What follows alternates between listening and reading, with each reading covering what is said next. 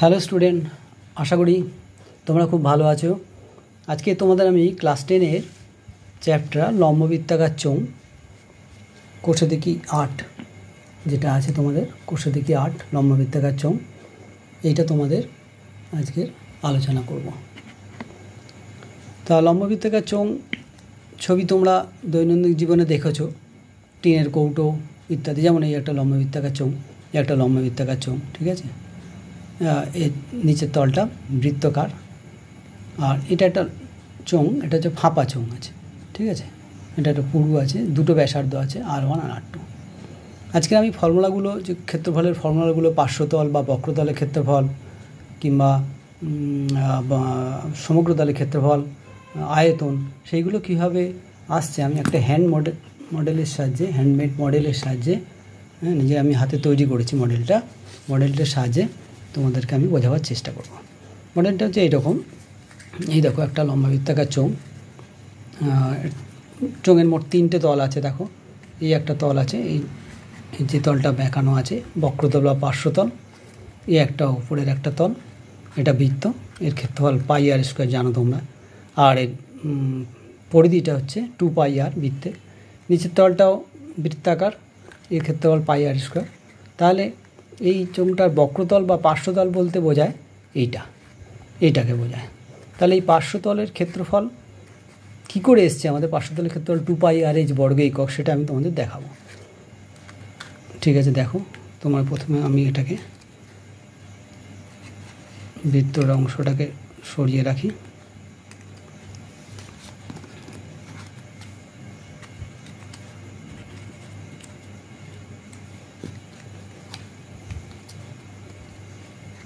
পরের অংশটাকে সরিয়ে রাখছি।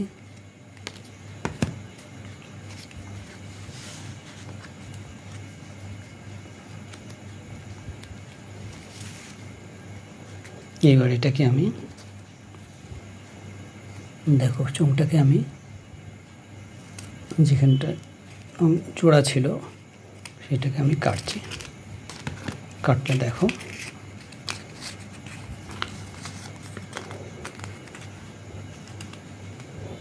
দেখতেই পাচ্ছ একটা আয়তক্ষেত্র হয়েছে। তাহলে এটা আয়তক্ষেত্র, এটা বৃত্ত, তা এটা হচ্ছে আয়তক্ষেত্রের দৈর্ঘ্যের অংশটা বলতে পারো, এটা হচ্ছে দৈর্ঘ্যের অংশটা। এটা যেহেতু বৃত্তের গোলাকার অংশটা ছিল, তাহলে এইটুকুনি অংশ হচ্ছে 2πr। আর এই দিকটা ধরলাম চোঙের উচ্চতা h। তাহলে এবার সহজেই তোমরা বুঝতে পারছো এটা একটা আয়তক্ষেত্রের ক্ষেত্রফল আমরা কি জানি, দৈর্ঘ্য ইন্টু প্রস্থ। তাহলে এটা যখন গোল ছিল, এটা যখন চোঙ ছিল, তাহলে এই অংশটা কি ছিল, বৃত্তের পরিধি ছিল, এটা তো সেইটাই হয়েছে এখানে 2πr, আর উচ্চতার h। তাহলে চোঙের বক্রতল বা পার্শ্বতলের ক্ষেত্রফল এসছে আমাদের এইভাবেই এসছে, 2πr ইন্টু h সমান 2πrh বর্গ একক। চোঙের বক্রতলের ক্ষেত্রফল 2πrh বর্গ একক। তাহলে বুঝতে পারলে তোমরা সহজেই চোঙের বক্রতলের ক্ষেত্রফল কীভাবে এলো, 2πrh। এবার চোঙের কটা তল আছে, মোট 3টে তল আছে, একটু আগে দেখলে। তাহলে একটা হলো বক্রতল, আর একটা হচ্ছে সমগ্রতল মানে চোঙের নিচের তলটা আর উপরের তলটা।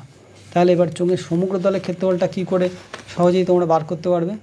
চোঙের সমগ্রতলের ক্ষেত্রফল, চোঙের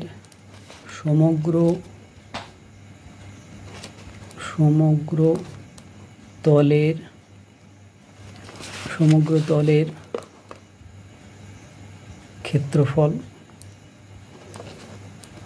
সমগ্রতল মানে কি, বক্রতল বা পার্শ্বতল প্লাস উপরের একটা তল বৃত্ত πr², নিচেও তলটাও বৃত্ত πr²।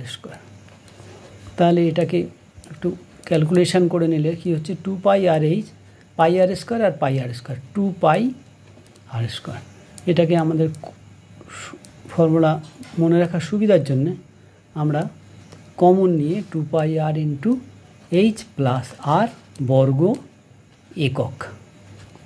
তাহলে তোমরা কি শিখলে যে চোঙের সমগ্রতলের ক্ষেত্রফল 2 পাই r ইন্টু এইচ প্লাস আর একক বর্গ একক। এইবার আমরা চোঙের এটা যদি চোঙটা যদি একমুখ খোলা হয়, একমুখ খোলা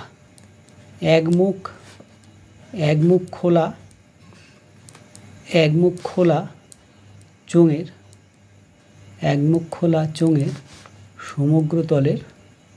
সমগ্রতলের ক্ষেত্রফল, একমুখ খোলা চোঙের সমগ্রতলের ক্ষেত্রফল, এটাও তোমাদের জানতে হবে। তা একমুখ খোলা হলে কী হবে? সমগ্রতল মানে কি? বক্রতলটা হবে 2 পাই আর এইচ, এটা তো বক্রতল, প্লাস একটা মুখের ক্ষেত্রফল, এই যে একটা মুখের ক্ষেত্রফল পাই আর স্কোয়ার, মানে সে এক্সাম্পল হচ্ছে যেমন চালের ড্রাম, নিচের তলটা আটকানো থাকে, পাই আর স্কোয়ার। তাহলে এটা কমন নিলে মনে রাখার সুবিধা হয়, পাই আর কমন নিলে 2h প্লাস আর বর্গ একক। তাহলে এখানে তোমরা চোঙের 3 রকম ক্ষেত্রফল তোমরা দেখতে পেলে। এক হচ্ছে চোঙের বক্রতলের ক্ষেত্রফল 2 পাই আর এইচ, 2 চোঙের সমগ্রতলের ক্ষেত্রফল 2 পাই আর ইন্টু এইচ প্লাস আর বর্গ একক, 3 একমুখ খোলা চোঙের সমগ্রতলের ক্ষেত্রফল 2 পাই আর এইচ প্লাস পাই আর স্কোয়ার, কমন নিলে পাই আর ইন্টু 2h প্লাস আর বর্গ একক। তাহলে এইগুলো একটা 3টে ফর্মুলা শুধু ক্ষেত্রফলে। আর একটা ফর্মুলা আছে, চোঙটা যদি ফাঁপা হয় সেক্ষেত্রে কী হবে? চোঙটা যদি ফাঁপা হয়, ফাঁপা চোঙের বক্রতলের ক্ষেত্রফল কী হবে? এই যে দেখতে পাচ্ছ চোঙটা আমি এঁকেছি, ফাঁপা চোঙ, দুটো ব্যাসার্ধ হবে। একটা হচ্ছে অন্তঃব্যাসার্ধ, এটাকে R2 দিয়ে লিখছি, আর বহিঃ ব্যাসার্ধ এটাকে R1 দিয়ে লিখছি। তাহলে দুটো ব্যাসার্ধ হবে। তাহলে এর সমগ্রতল কী হবে? 2 মুখ খোলা ফাঁপা লম্ববৃত্তাকার চোঙের সমগ্রতলের ক্ষেত্রফল। বলছি এর ক্ষেত্রফল হবে 2 পাই R1 plus R2 into H plus 2 পাই R1 square minus R2 square. এটা কী করে এলো? এই ফর্মুলাটা কী করে এলো? তাহলে এটা তোমাদের একটু শিখতে হবে। ফর্মুলাটা দেখো, তাহলে 2 মুখ খোলা ফাঁপা চোঙের সমগ্রতলের ক্ষেত্রফল। তাহলে এইটা মনে করো একটা ফাঁপা চোঙ, ঠিক আছে? তাহলে এর দুটো বক্রতল হবে, এই একটা বক্রতল, আর ভেতরের তলটা মোটা হওয়ার জন্য আর একটা বক্রতল হবে। তাহলে একটা বক্রতল ধরলাম 2 পাই R1 এইচ, আর একটা বক্রতল হলো 2 পাই R2 এইচ,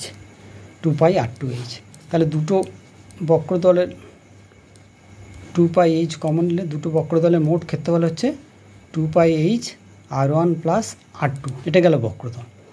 এবারে চোঙটা ফাঁপা যেহেতু, তার উপরি তলটা আছে, উপরি তলের দুটো ব্যাসার্ধ আছে, একটা R1 একটা R2।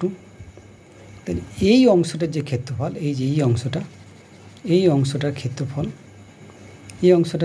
কী হবে? একটা ব্যাসার্ধ R1 আর একটা ব্যাসার্ধ R2 আছে, ঠিক আছে? এই অংশটার ক্ষেত্রফল তাহলে কী হবে? পাই R1 স্কোয়ার একটার ক্ষেত্রফল, আর একটার ক্ষেত্রফল হচ্ছে পাই R2 স্কোয়ার। দুটো ব্যাসার্ধ আছে, অন্তঃব্যাসার্ধ আর বহিঃ ব্যাসার্ধ, পাই R1 স্কোয়ার আর পাই R2 স্কোয়ার। তাহলে এই মধ্যবর্তী অংশটার ক্ষেত্রফল কী হবে? Pi R1 square minus pi R2 square. পাই কমন নিলে R1 square minus R2 square. তাহলে ওই জন্যে লেখা হয়েছে যে 2 মুখ খোলা ফাঁপা চোঙের সমগ্রতলের ক্ষেত্রফল। একটা হচ্ছে 2 পাই, এই যে আমরা বার করেছি 2 পাই H R1 plus R2 plus এইটা পাই R1 square minus R2 square, এটা মিলে হলো 2 পাই R1 plus R2 into H plus 2 পাই R1 square minus R2 square বর্গ একক। এই গেল ফাঁপা চোঙের সমগ্রতলের ক্ষেত্রফল। তাহলে চোঙের ক্ষেত্রফল কতগুলো ফর্মুলা আমরা পেলাম? 1 চোঙের বক্রতলের ক্ষেত্রফল 2 পাই আর এইচ বর্গ একক। 2 চোঙের সমগ্রতলের ক্ষেত্রফল 2 পাই আর ইন্টু এইচ প্লাস আর। 3 নম্বর একমুখ খোলা চোঙের সমগ্রতলের ক্ষেত্রফল পাই আর ব্র্যাকেট 2h প্লাস আর বর্গ একক। 4 নম্বর 2 মুখ খোলা ফাঁপা চোঙের সমগ্রতলের ক্ষেত্রফল টু পাই R1 plus R2 into H plus 2 পাই R1 square minus R2 square. এই গেল সমস্ত চোঙের ক্ষেত্রফলের ফর্মুলা 1 2 3 4। বেশিরভাগ ক্ষেত্রে 1 নম্বর আর 2 নম্বর ফর্মুলাটাই কাজে লাগে, তবুও কমপ্লিকেটেড কিছু প্রবলেমের জন্যে 3 নম্বর ও 4 নম্বর ফর্মুলাটা আমি আলোচনা করলাম। এইবার আরেকটি ফর্মুলা আছে চোঙের আয়তন। চোঙের আয়তন বা ঘনফল। চোঙের আয়তন বা ঘনফল যে চোঙের আয়তন হবে ফর্মুলা পাই আর স্কোয়ার এইচ। এটা আয়তন যেহেতু তাই এটা হবে ঘন একক। সে ব্যাসার্ধ যদি সেন্টিমিটারে থাকে তাহলে ঘন সেন্টিমিটার এটা হবে। আয়তন মানে কি, চোঙের আয়তন মানে কি, এই ধরো একটা চোঙাকার পাত্র, এর ভেতরে কতটা জায়গা আছে, সে আমি যদি জল রাখি কতটা জল আছে, আমি যদি বালি রাখি কতটা বালি আছে, তখন তাহলে আমরা এই ফর্মুলা দিয়ে বের করব চোঙের আয়তন পাই আর স্কোয়ার এইচ ঘন একক। এবার চোঙটা যদি ফাঁপা হয় তাহলে কী হবে, ফাঁপা চোঙের